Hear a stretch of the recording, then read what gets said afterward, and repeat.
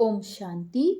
16 फरवरी के बाबा के साकार महावाक्य हैं। बाबा ने कहा, मीठे बच्चे, अब अशरीरी होकर घर जाना है, इसलिए जब किसी से बात करते हो तो आत्मा भाई भाई समझ बात करो, देही अभिमानी रहने की मेहनत करो। बाबा ने प्रश्न पूछा, भविष्य राज तिलक प्राप्त करने का आधार क्या है? पढ़ाई। हर एक को पढ़कर राज तिलक लेना है। बाप की है पढ़ाने की ड्यूटी, इसमें आशीर्वाद की तो कोई बात नहीं। पूरा निश्चय है तो श्रीमत पर चलते चलो, गफलत नहीं करनी है। अगर मतभेद में आकर पढ़ाई छोड़ी तो नापास हो जाएंगी। इसलिए बाबा कहते, मीठे बच्चे, अपने ऊपर रहम करो। आशीर्वाद मांगनी नहीं है, पढ़ाई पर ध्यान देना है। ओम शांति। सुप्रीम टीचर बच्चों को पढ़ाते हैं। बच्चे जानते हैं परम पिता परमात्मा पिता भी है तो टीचर भी है। ऐसा तुमको पढ़ाते हैं जो और कोई पढ़ा ना सके। तुम कहते हो शिव बाबा हमको पढ़ाते हैं। अब यह बाबा कोई एक का नहीं है, मन मना भव, मध्याजी भव। इसका अर्थ समझाते हैं कि मुझे याद करो। बच्चे तो अब समझदार हुए हैं। बेहद का बाप कहते हैं, तुम्हारा वर्षा तो है ही, यह कभी भूलना नहीं चाहिए। बाप आत्माओं से ही बातें करते हैं। अभी तुम जीव आत्माएं हो ना। बेहद का बाप भी निराकार है। तुम जानते हो इस तन द्वारा वह हमको पढ़ा रहे हैं। कोई ऐसे नहीं समझेंगे। स्कूल में टीचर पढ़ाते हैं तो कहेंगे लौकिक टीचर लौकिक बच्चों को पढ़ाते हैं। यह है पारलौकिक सुप्रीम टीचर जो पारलौकिक बच्चों को पढ़ाते हैं। तुम भी परलोक मूल वतन के निवासी हो। बाप भी परलोक में रहते हैं। बाप कहते हैं, हम भी शांति धाम के निवासी हैं और तुम भी वहां के ही निवासी हो। हम दोनों एक धाम के रहवासी हैं। तुम अपने को आत्मा समझो, मैं परम आत्मा हूं। अभी तुम यहाँ पार्ट बजा रहे हो। पार्ट बजाते बजाते तुम अभी पतित बन गए हो। यह सारा बेहद का मांडवा है जिसमें खेल होता है। यह सारी सृष्टि कर्म क्षेत्र है, इसमें खेल हो रहा है। यह भी सिर्फ तुम ही जानते हो कि यह बेहद का खेल है। इसमें दिन और रात भी होते हैं।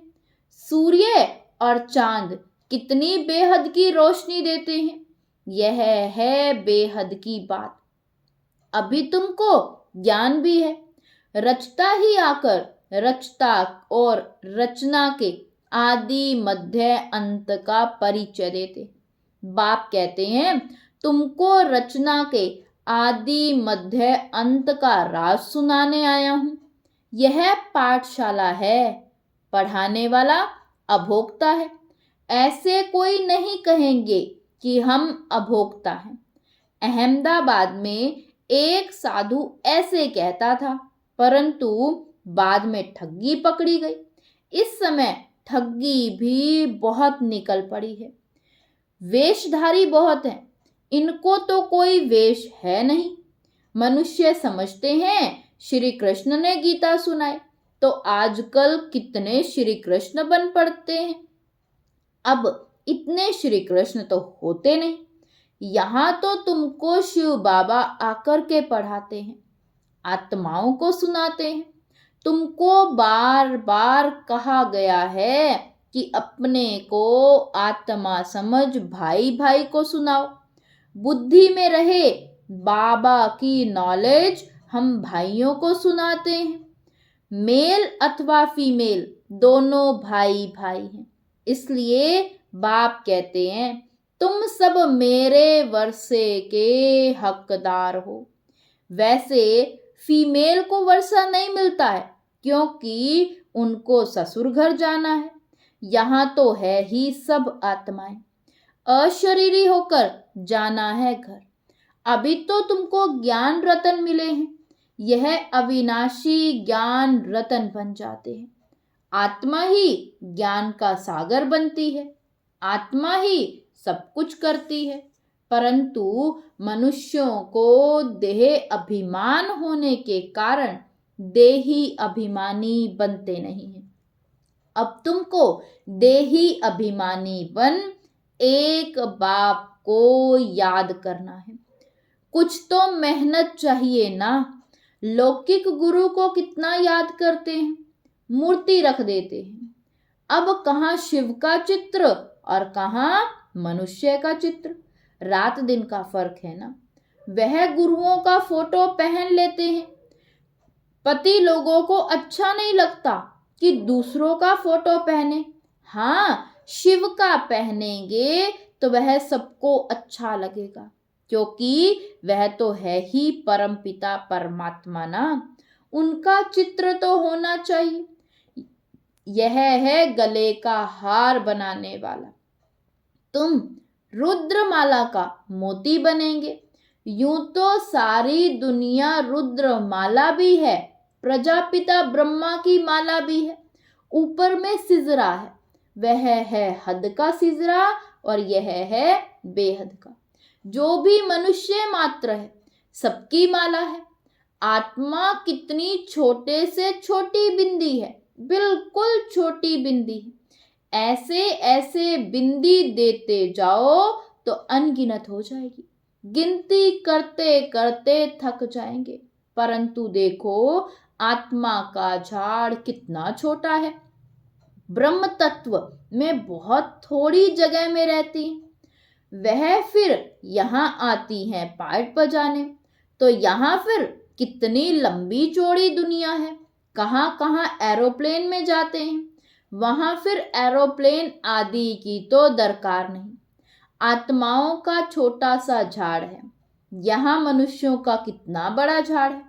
यह सब है प्रजापिता ब्रह्मा की संतान, जिसको कोई एडम तो कोई आदि देव कहते हैं। मेल फीमेल तो जरूर है। तुम्हारा है प्रवृत्ति मार्ग, निवृत्ति मार्ग का खेल होता नहीं। एक हाथ से क्या होगा, दोनों पहिए चाहिए ना। दो हैं तो आपस में रेस करते हैं। दूसरा पहिया साथ नहीं देता तो ढीले पड़ जाते हैं। परंतु एक के कारण ठहर नहीं जाना चाहिए। पहले पहले पवित्र प्रवृत्ति मार्ग था, फिर होता है अपवित्र, गिरते ही जाते हैं। तुम्हारी बुद्धि में सारा ज्ञान है। यह झाड़ कैसे बढ़ता है, कैसे एडिशन होती जाती है, ऐसा झाड़ कोई निकाल ना सके। कोई की बुद्धि में रचता और रचना के आदि मध्य अंत का नॉलेज है ही नहीं। इसलिए बाबा ने कहा था कि यह लिखो कि हमने रचता द्वारा रचता और रचना की नॉलेज का अंत पाया है। वह तो ना रचता को जानते ना रचना को। अगर परंपरा से यह ज्ञान चला आता तो कोई बतावे ना, सिवाय तुम ब्रह्मा कुमार कुमारियों के कोई बता ना सके। तुम जानते हो हम ब्राह्मणों को ही परमपिता परमात्मा पढ़ाते हैं। हम ब्राह्मणों का ही ऊंचे ते ऊंचा धर्म है। चित्र भी जरूर दिखाना पड़ता है। चित्र बिगर कब बुद्धि में बैठेगा नहीं। चित्र बहुत बड़े बड़े होने चाहिए। वैरायटी धर्मों का झाड़ कैसे बढ़ता है यह भी समझाया है। आगे तो कहते थे हम आत्मा सो परमात्मा, परमात्मा सो हम आत्मा। अब बाप ने इसका भी अर्थ बताया है। इस समय हम सो ब्राह्मण हैं, फिर हम सो देवता बनेंगे नई दुनिया में। अभी हम पुरुषोत्तम संगम युग पर हैं, अर्थात यह है पुरुषोत्तम बनने का संगम युग।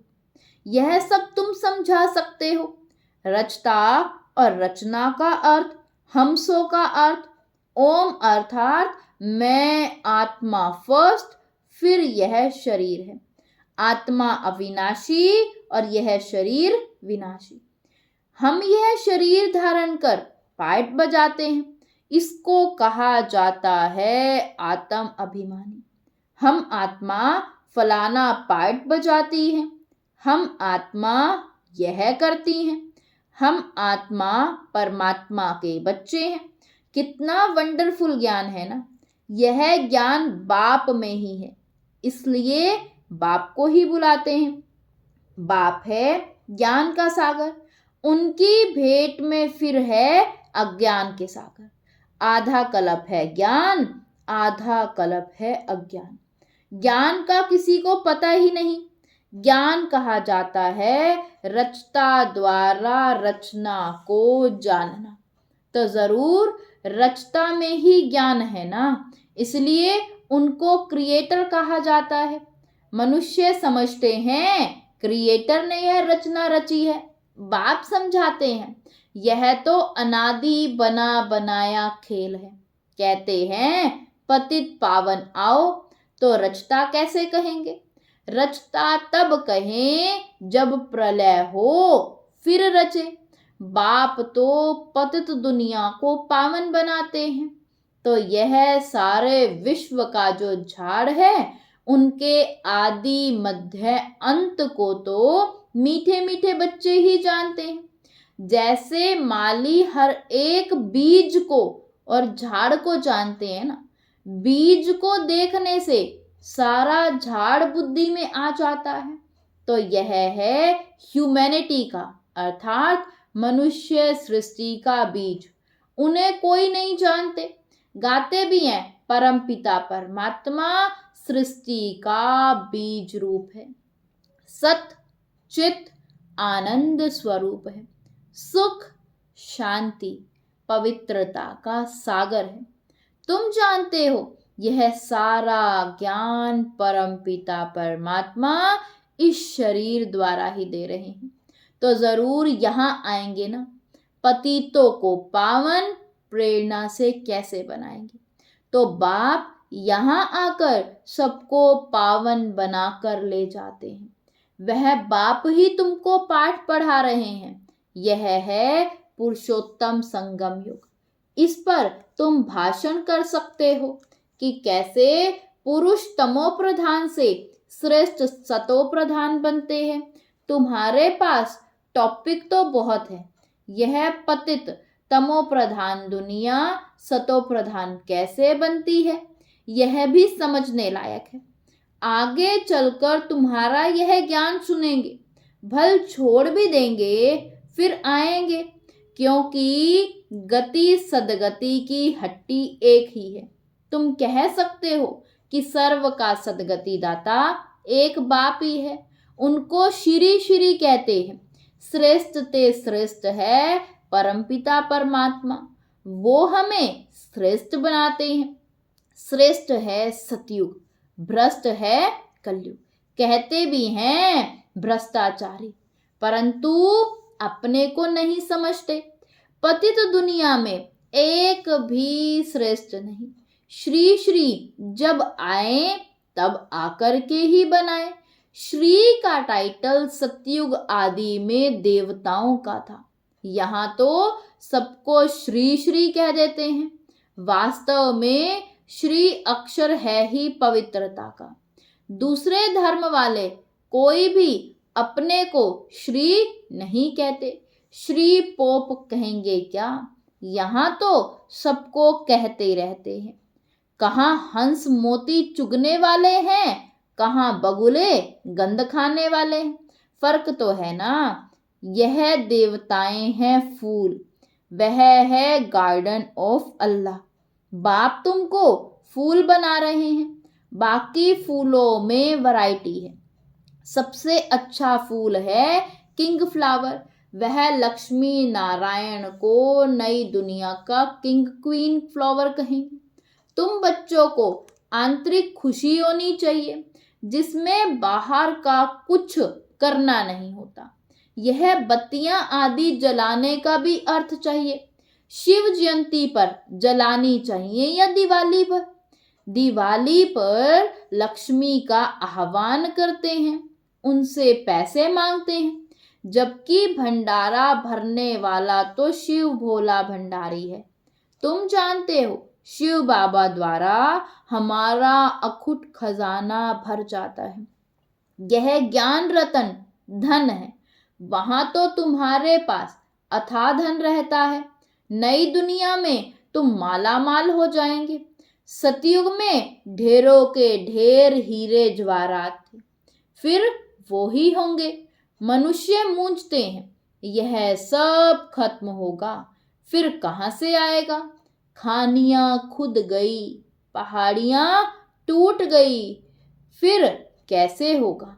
बोलो। हिस्ट्री रिपीट होती है ना, जो कुछ हुआ था सो फिर रिपीट होगा। तुम बच्चे पुरुषार्थ कर रहे हो स्वर्ग का मालिक बनने का। स्वर्ग की हिस्ट्री ज्योग्राफी फिर रिपीट होगी।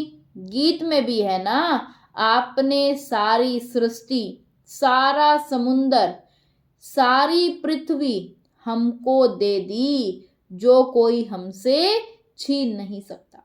उसकी भेंट में अब क्या है? जमीन के लिए, पानी के लिए, भाषा के लिए लड़ते हैं। स्वर्ग के रचता बाबा का जन्म मनाया जाता है। जरूर उसने स्वर्ग की बादशाही दी होगी। अब तुमको बाप पढ़ा रहे हैं।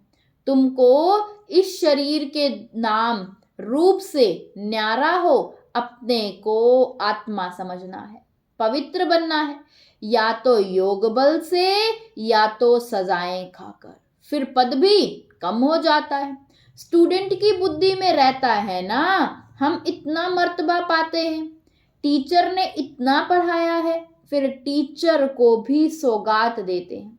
यह तो बाप तुमको विश्व का मालिक बनाते हैं, तो तुम फिर भक्ति मार्ग में उनको याद करते रहते हो। बाकी बाप को आप सौगात क्या देंगे? यहां तो जो कुछ देखते हो वह तो रहना नहीं है। यह तो पुरानी छीछी दुनिया है। तब तो मुझे बुलाते हैं। बाप तुमको पतित से पावन बनाते हैं। इस खेल को याद करना चाहिए। मेरे में रचना के आदि मध्य अंत की नॉलेज है, जो तुमको सुनाता हूं। तुम अब सुनते हो फिर भूल जाते हो। 5000 वर्ष के बाद फिर चक्र पूरा होगा। तुम्हारा पार्ट कितना लवली है। तुम सतो प्रधान व लवली बनते हो, फिर तमो प्रधान भी तुम ही बनते हो। तुम ही बुलाते हो, बाबा आओ, अब मैं आया हूं। अगर निश्चय है तो श्रीमत पर चलना चाहिए, गफलत नहीं करनी चाहिए। कई बच्चे मतभेद में आकर पढ़ाई छोड़ देते हैं। श्रीमत पर नहीं चलेंगे, पढ़ाई नहीं तो नापास भी तुम ही होंगे। बाप तो कहते हैं अपने पर रहम करो। हर एक को पढ़कर अपने को राज तिलक देना है। बाप को तो पढ़ाने की ड्यूटी, इसमें आशीर्वाद की तो कोई बात ही नहीं है। फिर भी सभी पर आशीर्वाद करनी पड़े, यह कृपा आदि भक्ति मार्ग में मांगते हैं। यहाँ वह बात नहीं है। अच्छा, मीठे मीठे सिकीलदे बच्चों प्रति माता पिता बाप दादा का याद प्यार और गुड मॉर्निंग। रूहानी बाप की रूहानी बच्चों को नमस्ते। धारणा के लिए मुख्य सार है। फर्स्ट पॉइंट, परवृत्ति में रहते आपस में रेस करनी है, परंतु अगर किसी कारण से एक पहिया ढीला पड़ जाता है तो उसके पीछे ठहर नहीं जाना है। स्वयं को राज तिलक देने के लायक बनाना है। सेकंड पॉइंट, शिव जयंती बड़ी धूमधाम से मनानी है, क्योंकि शिव बाबा जो ज्ञान देते हैं उससे ही तुम नई दुनिया में माला माल बनेंगे। तुम्हारे सब भंडारे भरपूर हो जाएंगे। वरदान दिया बाबा ने आज, बाप से शक्ति लेकर हर परिस्थिति को हल करने वाले साक्षी दृष्टा भव। बाप से शक्ति लेकर हर परिस्थिति को हल करने वाले साक्षी दृष्टा भव। आप बच्चे जानते हो कि अति के बाद ही अंत होना है, तो हर प्रकार की हलचल अति में होगी। परिवार में भी खिटखिट होगी, मन में भी अनेक उलझने आएंगी, धन भी नीचे ऊपर होगा, लेकिन जो बाप के साथी हैं, सच्चे हैं, उनका जवाबदार बाप है। ऐसे समय पर मन बाप की तरफ हो तो निर्णय शक्ति से सब पार कर लेंगे। साक्षी दृष्टा हो जाओ तो बाप की शक्ति से हर परिस्थिति को सहज हल कर लेंगे। स्लोगन है, अब सब किनारे छोड़ घर चलने की तैयारी करो। अब सब किनारे छोड़ घर चलने की तैयारी करो। ओम शांति।